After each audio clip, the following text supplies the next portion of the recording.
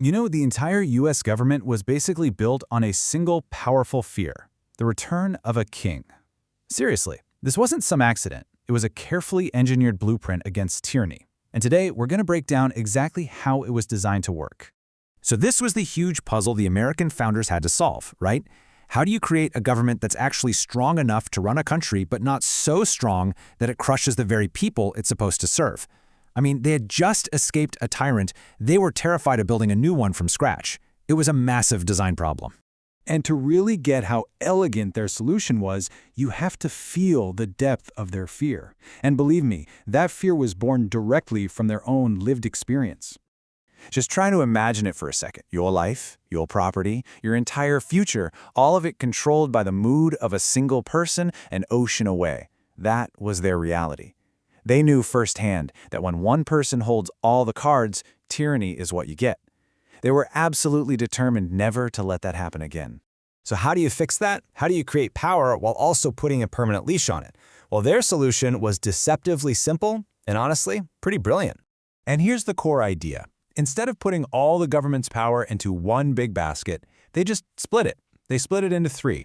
The goal was to make each part strong enough to do its job, but not nearly powerful enough to steamroll the other two.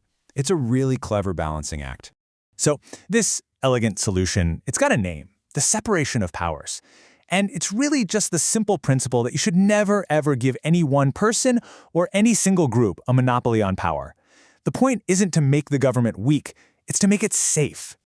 Okay, so how does this actually work in practice? Well, it all comes down to assigning three very distinct jobs to three very distinct branches. Let's dig in. All right, the entire system really just boils down to these three jobs. First, you've got the legislative branch. That's Congress. Their job is to make the laws. Second, there's the executive branch, led by the president, and their job is to enforce those laws. And third, you have the judicial branch, the courts, and they interpret what the laws actually mean. That's it. Everything comes down to those three simple actions: make, enforce, interpret. Think of it like three separate lanes on a highway. The president can't just swerve into the legislative lane and start writing laws himself, and Congress can't take over the executive lane and start running all the government agencies. Each branch has to stay in its own lane. That idea is the absolute bedrock of the entire system. Look, if you remember nothing else from this, remember this simple chain of command. Legislative makes the law. Executive enforces the law. Judicial interprets the law. Make, enforce, interpret. That's the entire workflow of the US government in just three little steps. And hey, the names of these branches aren't random. They actually tell you exactly what their job is. Let's do a quick-fire round on where the words come from. Legislative. That comes from the Latin for law and bringing. They are, quite literally, the lawbringers. Next up, executive. This one comes from a Latin word that means to carry out. See, they don't invent the plan. They execute the plan that the legislature creates. They carry out the law. And finally, judicial.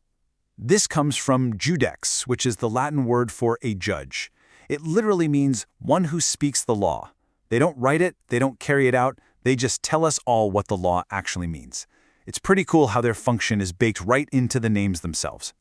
So, when you put it all together, you start to realize this isn't just some boring government org chart.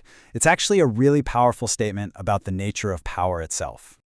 And that right there, that's the ultimate purpose of this entire design.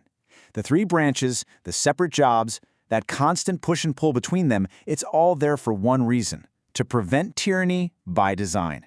It's an architectural blueprint for freedom, one that's built on a very healthy suspicion of concentrated power. Which, of course, leaves us with a final and pretty crucial question. The founders built this system over 200 years ago to solve the problems of their time. The big question for us right now is this blueprint against tyranny still working today?